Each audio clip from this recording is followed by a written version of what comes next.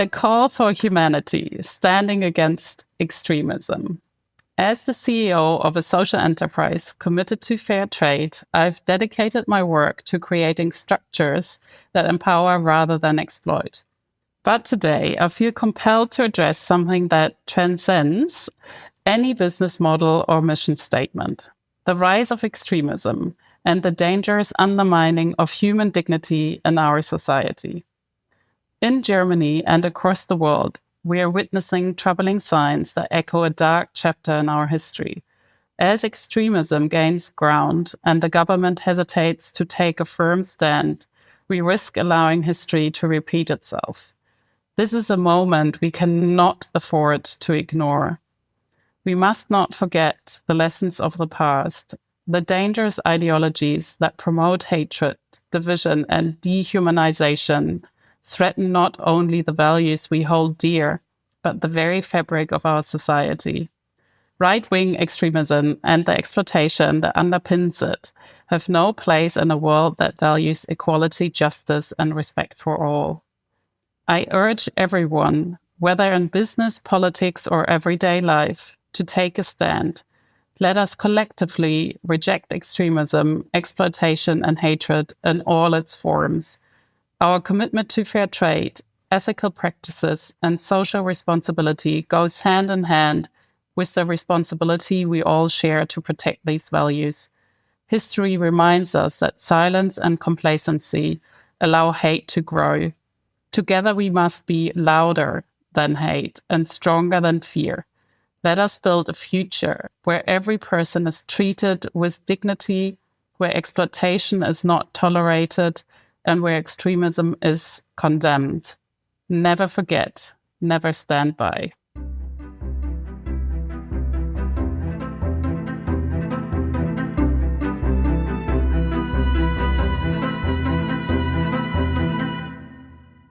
Today, I'm joined by longtime collaborator and friend, Jette Ladiges.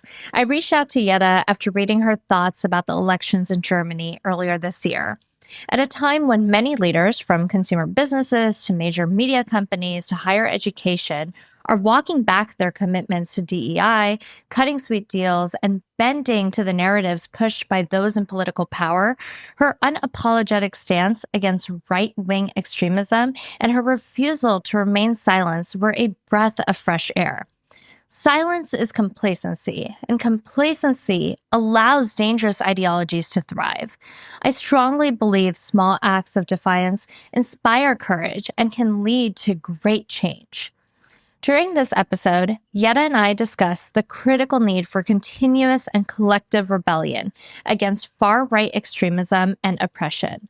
We talk about how we need to rethink current economic structures, the importance of small, medium-sized businesses, along with the role of businesses in advocating for democracy and human rights.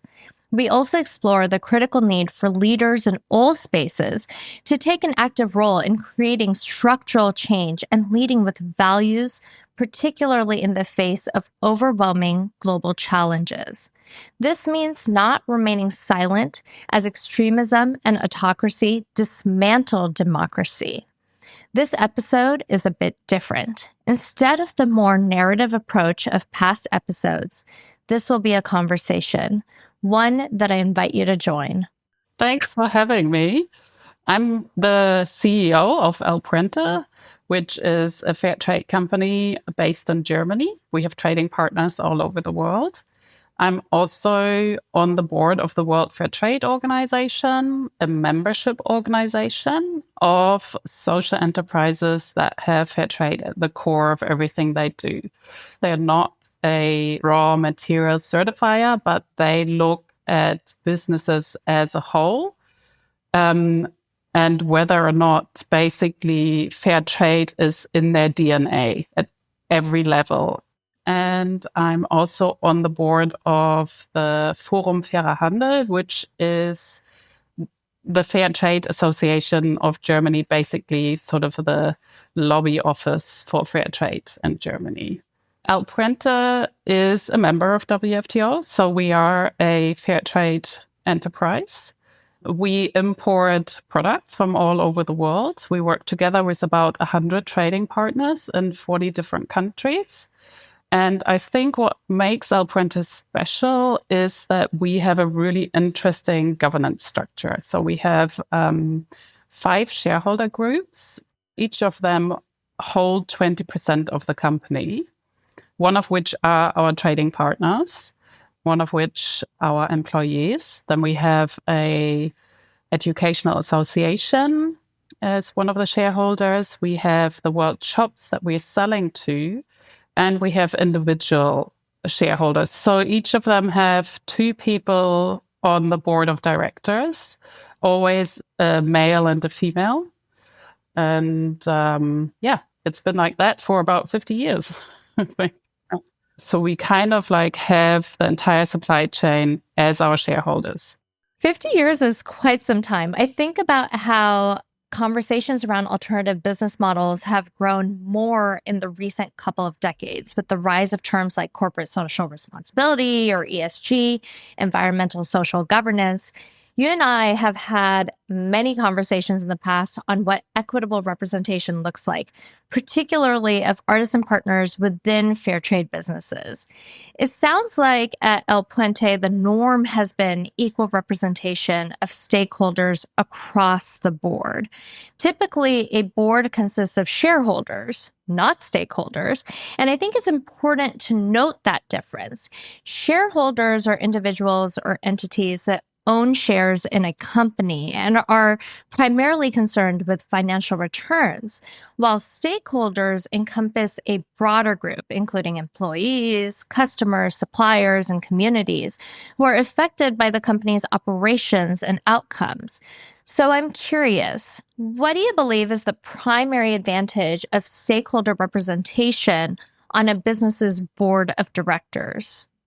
I think that if the stakeholders of a business are the actual shareholders, then you have a very, very different way of doing business, because everything that you're doing is really in the interest of the stakeholders. And you can make different decisions than normal businesses. So you can actually decide against profit maximization and put people in the center of what you're doing. Absolutely. And I want to come back to this part of the conversation in just a bit, because I know this is something both of us are so incredibly passionate about. So before we dive deeper, I want to revisit what you wrote. I opened this episode with you reading your post after the recent elections in Germany for our listeners, because I want people to be able to hear your words in your voice. So can you share a bit about what compelled you to speak out, especially in this moment when many leaders across various spaces, not just business, are staying silent? Absolutely. Yeah. I mean, the post really came from a place of, I guess, feeling angry and disappointed, I suppose. But really also, from a place of very deep conviction and urgency, because so right now in Germany, I believe we're really at a crossroads. We just had recent elections, which came faster than we thought because our government broke apart. And both at the state level and also the local level, we have seen a disturbing rise in support for far-right extremist parties, particularly the Alternative für Deutschland. So you would translate that the Alternative for Germany. This party started as a Eurosceptic movement just before COVID, and then they really, gained more power through COVID, and they increasingly embraced nationalist and anti-democratic rhetoric. And in some regions, the AfD is now polling as the second biggest or even actually leading party. And there have been some investigations that have revealed links between some of their members and extremist networks. So that's the sort of back end of that. And then, I think like for people who are outside for Germany, they may just think that seems just like another political shift. But we're in a country where, lessons of the past are really still quite deeply ingrained from the 1930s and the rise of the far right, And I think we've lived through this before, and we know how these far right ideologies are really a direct threat to democracy. I think history has told us or shown us that silence is never neutral. You have to stand up and say something, because if you don't, people, those people will win. And I made that post because I really refuse to stand by. And, it's really the values that I hold dear are threatened. So that's why I spoke out and will continue to do so, really. As you know, we in the US are experiencing just how fragile democracy is. We are operating under an autocrat who is thriving on the consolidation of power and the elimination of any form of checks and balances. I agree that the 1930s were not that long ago. Actually, just recently, former Governor Jay Inslee wrote an opinion piece published by The Guardian about the importance of leaders breaking their silence as the threat of autocracy rises. He cites a sentence from John F. Kennedy's Pulitzer Prize-winning book, Why England Slept, which is an exposition on why England effectively ignored Germany's mounting threat to their democracy when it was so obvious and imminent. I'm going to read a sentence from the book that Governor Inslee cited because it so poignantly captures the moment we both are seeing unfold before us in our respective countries. Kennedy writes, "Any system of government will work when everything is going well. It's the system that functions in the pinches that survives." I appreciate you talking about the importance of saying something. The challenge I'm seeing at this moment is silence and complacency. That's a real threat. Leaders across institutions are not using their platforms and positions of power to stand against the rise of fascism, extremism, and autocratic regimes. And so I'm curious to hear, what do you think is the root cause of complacency during moments like this? I think maybe people believe in the systems too much. People believe that democracy is really strong and our institutions are really strong, and therefore they don't have to fear that the democracy is being tumbled. But the problem is that's exactly what people thought in Germany in the 1930s. And in fact, in the 1930s, they put the Nazis in power because they thought they could handle them.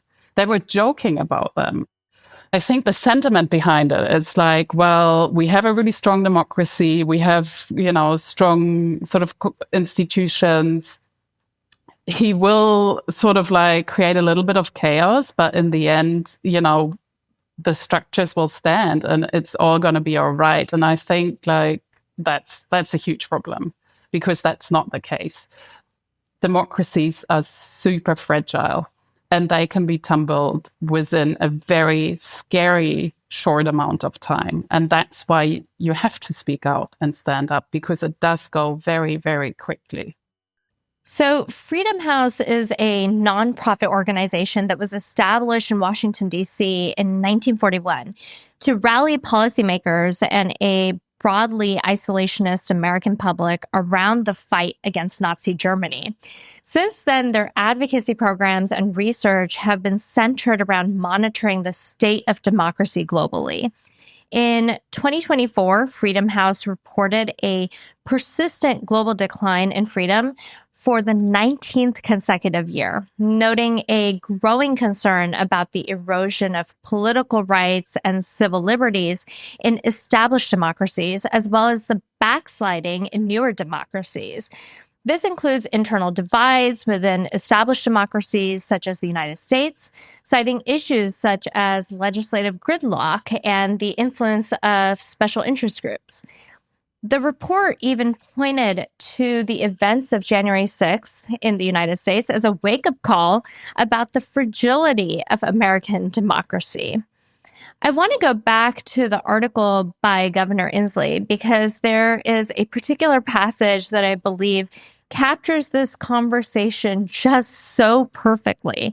He writes about those who remain silent in the face of extremism and autocratic rule, saying, "Certainly, these silent aiders and abettors can explain their individual decision-making, but their cumulative damage to the very fabric of democracy calls us to heed Benjamin Franklin when he said, 'We must all hang together or all hang separately.'" As countries around the world grow increasingly isolationist, we're witnessing not only a retreat from global cooperation, but also deepening internal divisions. These shifts have global economic implications, disruptions to supply chains, weakening multilateral trade agreements, and fostering uncertainty for international markets. As someone who leads a fair trade business and social enterprise that's deeply rooted in advancing a more responsible and equitable approach to business and global trade as a tool for sustainable development, how have recent global events like the elections in Germany or the broader climate of rising authoritarianism shaped your approach to leadership? I think recent events have really enforced something that I've always believed, and that is that business can be a tool for positive change. And in my eyes, also fair trade is not really just about economic justice. It's about recognizing the interconnectedness of our worlds. And when democracy is under threat, then extremism can rise and, human rights are being undermined, and that really affects everyone. And the recent elections in Germany, for me, were really a wake-up call. There is this growing support for far-right ideologies, and it isn't just a political shift. It's really a threat to the very principles of fairness and inclusion and all the values that our businesses stand for. And I think many of the same forces that are driving extremism here, like the fear of change, the economic inequalities, the disinformation, are really fueling authoritarian movements worldwide. I think history really has shown that extremist movements have always targeted the most vulnerable people first, whether it's migrants, it's marginalized communities, working class people. These developments worldwide have strengthened my approach to leadership. And, for me, it's it's now or never. Silence is not an option.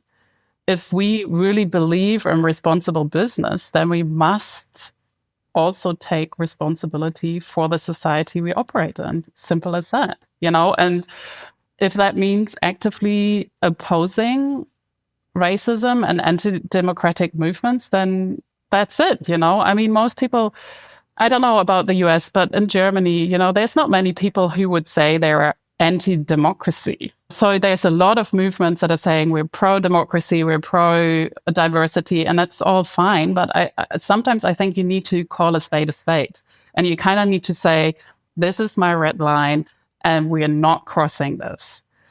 This is where we're at. We have to call it out. So on that point, in addition to the mass genocide of Jewish people when the Nazis came into power in the 1930s, some of the groups to be targeted also included political opponents, socialists, trade unionists, Black people, LGBTQ plus individuals, people with disabilities, Roma people, etc. Fast forward to present day, one of the things I found interesting about the recent elections in Germany was that the AfD, which has been widely referred to as a neo-Nazi party, was effectively brought from the fringes to power during the recent elections by Elisa Weidel, the co-chair of the party, who has 2 children with a Sri Lankan-born woman.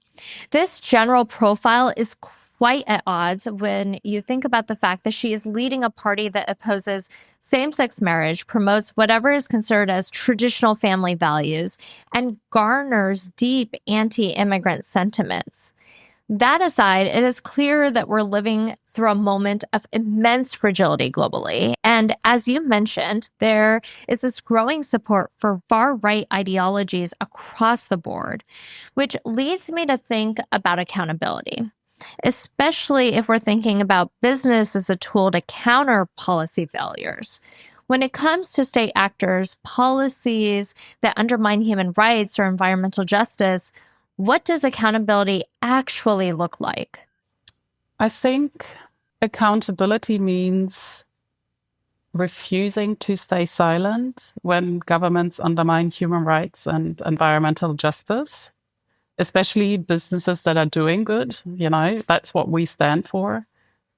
I also think that businesses cannot claim to be responsible businesses while ignoring policies that enable exploitation. And those extremist movements, they weaken labor protection, they block climate action, and they fuel division. And I think these are issues that we can't afford to ignore. So for me, accountability means more than one thing. It kind of means speaking out. It means aligning your actions with your values.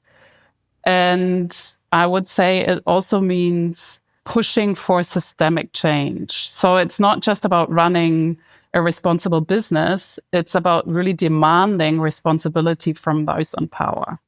So, Germany has long been recognized for its robust supply chain transparency regulations, notably through the Supply Chain Due Diligence Act, which came into effect January 2023.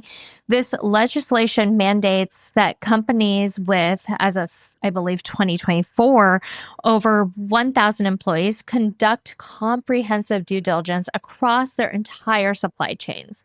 The act requires businesses to identify, prevent, and address human rights and environmental risks, extending responsibilities beyond direct suppliers to include indirect ones as well. However, Germany's new coalition government has announced intentions to repeal the existing sustainability due diligence laws, citing concerns over bureaucratic burdens. The coalition agreement indicates that the Act's reporting obligations will be immediately abolished and that current due diligence obligations will not be sanctioned until the EU-wide Corporate Sustainability Due Diligence Directive, or CSDDD, takes effect in mid-2028.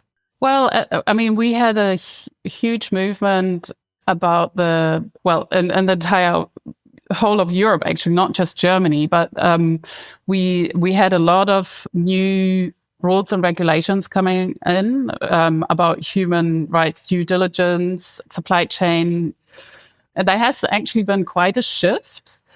And the governments are trying to turn backwards, basically. They're trying to weaken those laws that's just been put into place, and they're arguing at the moment, whether or not actually to go through with some of them, or whether they need to get rid of them, or definitely weaken them. The supply chain law that came about not too long ago, actually, was a huge gain. It really was forward-thinking and I think quite unusual worldwide. And it's very sad that they are turning back on it. It's really sad. One of the things I think about when it comes to policies and regulations is the role of corporations in shaping these systems.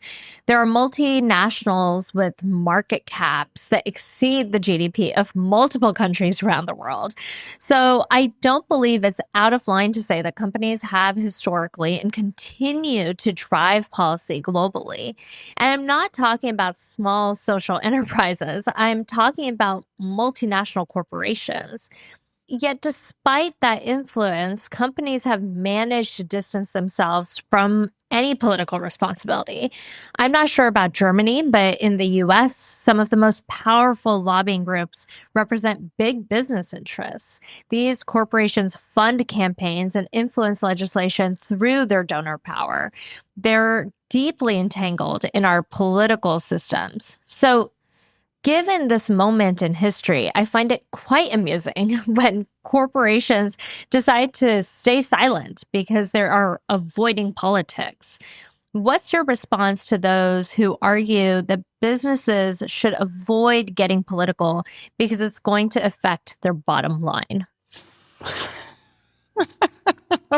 I absolutely reject the notion that businesses should avoid politics because nothing happens outside of politics. Choosing to stay silent is just as much a political decision as taking a stand. And I think especially being neutral in the face of injustice benefits only those who want to spread hate and division and exploitation.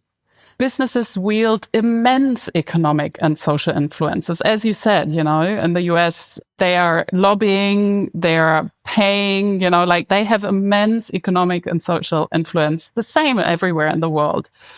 And I think that influence comes with responsibility. So I really, really believe standing by is not an option, also not for businesses. And those who argue that companies should remain neutral often mean they should avoid controversy. And I'm just asking, what's controversial about rejecting racism and extremism? Like if our stance alienates those who support such ideologies, then I'm totally comfortable with that. Instead of absolving ourselves of responsibility, we should embrace it. Business can and should be a force for good. Why do we have the economy? It's for the people, or it should be for the people, right? The question really isn't whether businesses should engage in political or social issues. It's whether they have the courage to stand on the right side. I think it ultimately comes down to incentives. In principle, the economy should serve the people, but the reality is that our current economic system overwhelmingly serves a powerful few. And I think that's where the sort of circle that we've been talking about is closing, because I think we need to question whether the economic structures and the business structures that we have today really serve us as people. And I would argue they don't, because it is about profit maximization. It is about extraction. And as long as that is the case, the majority of people are actually losing out. And it's a very, very small amount of people gain from this. All of the rest of the world is losing out. So that's where we need to question ourselves whether or not we shouldn't create different structures that serve more than just a small percentage. I couldn't agree more. So I suppose my question to you then is, if we could rip it all apart and build it again, what would the ideal new economy look like? I believe it would be small to medium businesses that are rooted in their communities, that have structures which allow the stakeholders to have a say, as we do at El Puente. I think that's not the only structure you can have. There's cooperatives, there is, all sorts of different structures. I think the most important thing is that the stakeholders, the people that are dependent on the business in and around it, they need to be somehow at the decision-making table. And then I think the world would look different. There's so much potential for experimentation when it comes to building structures that actually work. And what works will vary depending on the context, the type of business, and the communities it serves. But one of the most important points you raised is about representation. If the people who are directly impacted by a business aren't reflected within the organization, especially at the board level or in decision making spaces, then the business will inevitably have blind spots.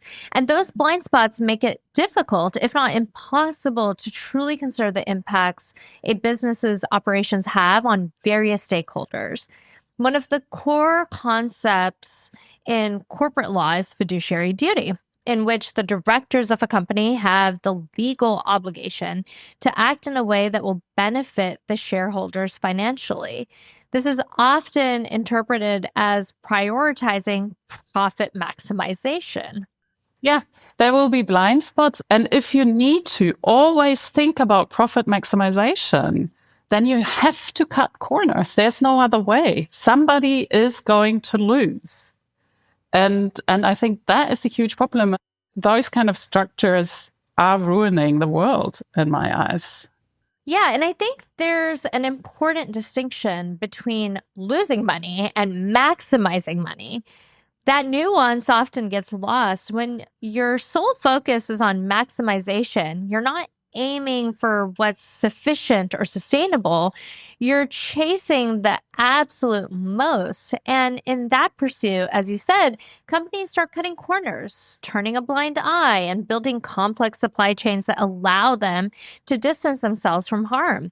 It becomes easy to claim ignorance. What's often missing in conversations is that profit doesn't have to be maximize or fail. You can still generate financial returns while also caring for people, the planet, and minimizing harm. Profit doesn't need to come at the expense of broader well-being. It may not be the maximum profit, but quite frankly, the current model of profit maximization is not sustainable or conducive to a thriving economy. Absolutely. I'm not saying profit is a bad thing. I mean, we do want to have businesses that work, right? We want profit, but I'm just saying that profit maximization and the extraction of the profit is the problem. You know, like if you extract and you don't circulate it, that's where the problem starts. In that economy that I imagine, there is no business as big as Amazon. A good friend of mine once described the perfect economic system to me in a way that at the moment you have this one massive tree, right? And that's not really a healthy forest, right? You need to have a forest with lots of different sized trees and bushes and plants that sort of are in a symbiotic relationship to each other. You know, the small to medium sized businesses, those are the ones that give employment. You know, those are the ones that are actually running the economy. And I think that's not being spoken about enough. Yeah, and those small to medium sized businesses are often deeply embedded in their communities, which makes a huge difference when we talk about community care. It's not just about creating a few hubs of economic activity, it's about ensuring that all communities have the opportunity to thrive regardless of region or geography. The rise of capitalism, particularly during and after the Industrial Revolution, was marked by mass rural to urban migration. That migration and concentration of labor facilitated the growth of industrial enterprises and, over time, large corporations. Today's large corporations may operate globally and even outsource production elsewhere, but their power centers, decision-making hubs, remain concentrated in select cities. When everything is built around just a few concentrated regions, it leaves the rest behind. It doesn't support a thriving citizenry. I love the metaphor your friend shared. It also makes me think about a healthy, thriving global community and what that would look like. I'm curious to hear your thoughts on how you build and sustain solidarity across borders, especially when local contexts become volatile and even dangerous. I think solidarity across borders has always been at the heart of the fair trade movement. And it's not just about sort of ethical trade, but it's really about long-term relationships that are based on trust, on mutual respect, and shared values. And I've seen time and time again when local contexts become volatile or even dangerous, these relationships become even more crucial. And I feel like we're standing together, especially when it is difficult. And that goes both ways, because there's always the sentiment as well that European businesses are standing by the businesses in the so-called global south when they have difficulties. No, it's the other way around. We have had great economic difficulties in the last few years after COVID, and without our partners, we wouldn't be here anymore. So I think when it becomes difficult, then we get closer.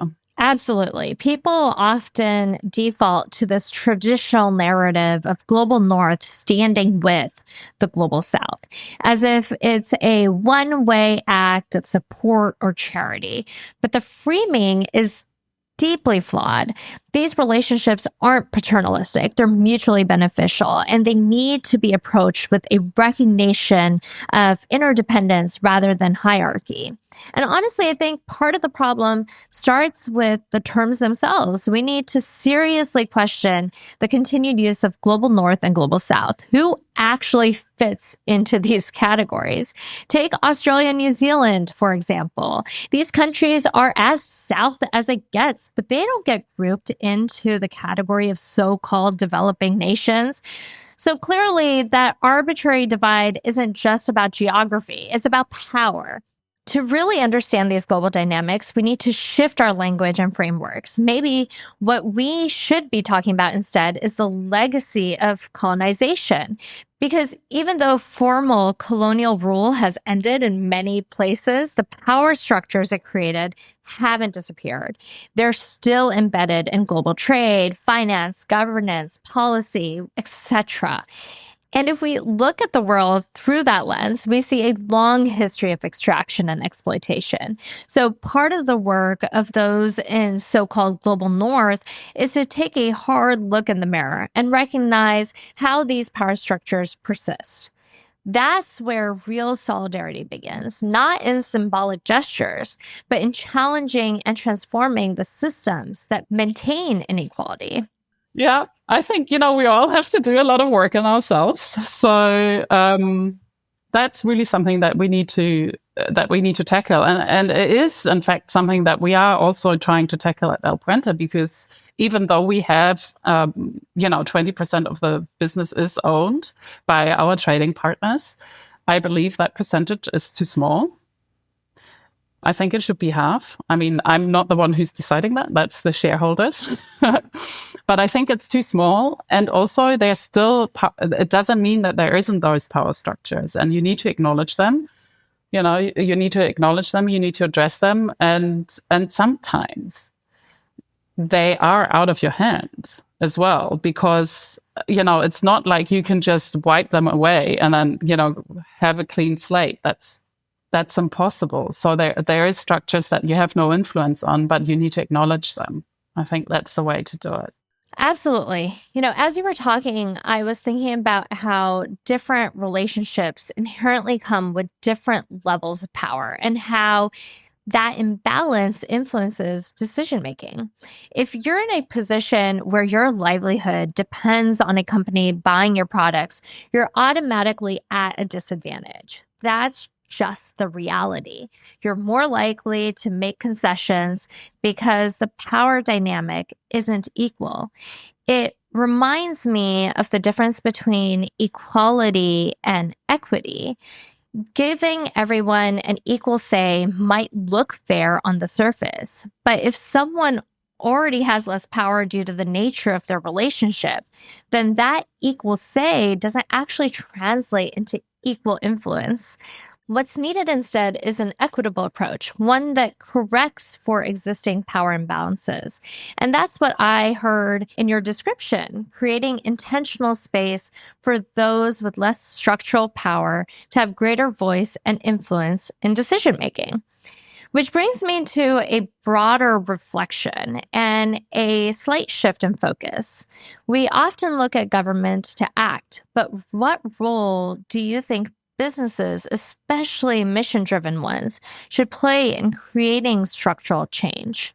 Businesses have a really powerful role in creating structural change. And in fact, I think that businesses are often much faster than governments in setting norms and pushing for systemic shifts. We have done that long before the policies have changed in Germany, for example. I think the fair trade business movement was part of the reason why we got the supply chain law, because we've done a lot of advocacy work, a lot of lobbying, et cetera, and also showing by example. There's a lot of startups that are, and I think they are amazing, that are trying to create ethical businesses. But what I love about El Puente is that they have been around for 50 years. So when I say to people, actually, we're not a 2 or 3 year old startup, we've been around for 50 years and we've been quite successful, then people start listening, And so I think, I really, really believe that we play a huge role in creating structural change. And I really believe that businesses can be a tool for transformation. And I actually believe that my job is not just being the leader of an importer business, but it is trying to actively challenge the system. Generally speaking, we said that earlier, the economy is a huge player in the world we live in, if not the biggest, actually. And so in my eyes, businesses must also use their influence to advocate for positive change. Alternative business models have existed for a long time, even though they're often framed as some recent innovation. What's really happening is that more people are waking up to the fact that the dominant model centered on extraction and exploitation just isn't working. So instead of trying to reinvent the wheel, we need to ask, what existing models are there? What can we learn from them, build on, and improve? Nothing is perfect. There's always room for growth. You just described for us earlier how within your organizational structure, you're still reflecting on how to do better. That's actually one of the powerful things about business. It doesn't have to be static. In fact, unlike governments, which are bound by bureaucratic inertia or political gridlock, businesses can be agile. They have room to experiment and adapt in ways that policy sometimes just can't. That kind of creativity and responsiveness is a real strength, especially in moments of uncertainty. So that brings me to my next question, because I know there are people listening who want to lead with their values, but feel completely overwhelmed right now. And let's be honest, we know what that feels like. So for those trying to lead with integrity, but feeling stuck, what advice would you give them right now? Yeah, I understand that leading with values can feel overwhelming, does feel overwhelming, especially, when the problems that we face, like climate change, like the massive inequality in the world, rising extremism, it's scary and it's super big. But I think my advice is that start where you are, stay committed, and don't do it alone. I think, if we accept that we can't fix everything at once, that's really important, because it's really easy to feel paralyzed by the scale of things. I am too. Like, if I look at the world right now, I'm like, oh my God, why don't I just move to a little island and I don't know, become an ostrich and put my head in the sand, just don't look at us anymore. But, I think change happens step by step. And if we focus on what is within our reach, I really believe that small actions done consistently create real impact. the other thing, I think the even more important thing is like building a community, because you don't have to do this alone. You can find like-minded people. And I really like, from my personal experience, like solidarity creates strengths. Without the people in my life that stand by me, I wouldn't do half the things I'm doing. I really appreciate that, because we live in a society that encourages the idea that we have to do everything on our own. Challenging that mindset is so important because it opens the door to building together and collaboration. And also learn from each other, I think. Like, I mean, I honestly can say that I've learned so much, from my friends and from you, obviously, like in the last few years, I've really felt like, it's, I think it's just that's what makes life worth living, right? Is the good people in your life and the learnings that you have, and that's the beauty of life in the end. I love that. I couldn't agree more. I feel like there's so much more we can dive into. But for now, as we wrap up, I want to ask you one last question. In a moment when it can feel like everything is unraveling, what gives you hope? What gives me hope is when people refuse to stay silent. People who stand up against the injustice, even if it is difficult. And I mean, every day I see people choosing solidarity over division. And I think that's really giving me hope. And I really believe that history has shown that silence enables oppression, but resistance, no matter how small, can turn the tide. And that makes me feel like we're not powerless. As long as people keep showing up for each other, there's hope.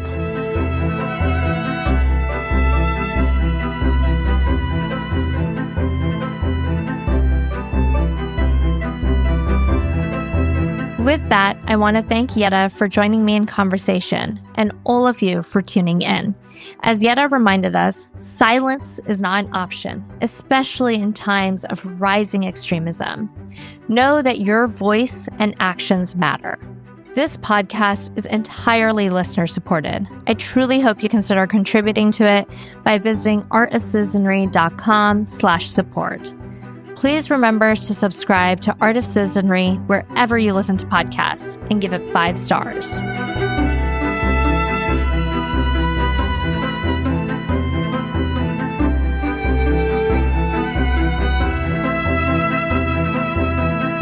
Thank you to our producer, Ali Honore, and editor, Noah Kowalski.